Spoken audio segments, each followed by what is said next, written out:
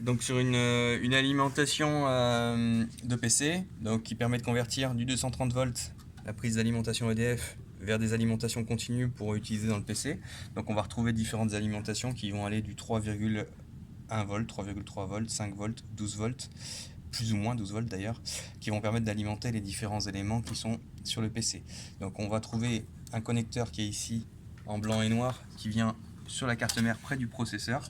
Lui, c'est une alimentation 12 volts qui est spécifique au processeur. Donc il vient là. Donc celle-ci, elle alimente uniquement le processeur. Si elle est oubliée, le processeur ne démarrera pas au démarrage. Donc c'est sur les PC plus récents. Les vieux PC, elle n'existait pas.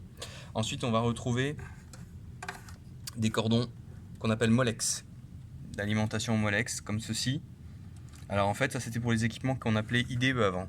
Les équipements IDE, donc les disques durs et les lecteurs CD IDE. On en a de moins en moins. Donc des Molex, on en trouve normalement assez peu sur les alimentations désormais.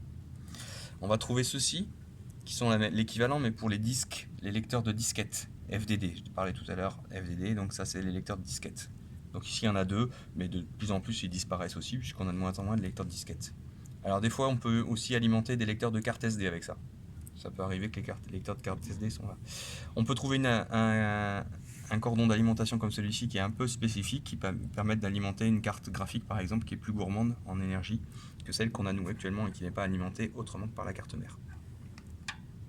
Et puis on va trouver les connecteurs d'alimentation SATA qui eux forment comme un L au niveau du connecteur, on le voit aussi sur le disque dur, ça fait un connecteur L, et donc ça c'est pour alimenter en 12 volts et en 5 volts les lecteurs de CD, DVD et disque dur. Il faut avoir de l'imagination pour voir le L. Sur le connecteur SATA, on retrouve aussi la même chose. On voit quand même C'est un détrompeur. Ouais, on voit quand même le L quand même, des trompeurs. C'est un toute petite encoche de ce côté-là. Ouais. Et quand on regarde sur le connecteur, on voit quand même qu'il y avait deux petites encoches détrompage. pour éviter de se tromper de sens, effectivement.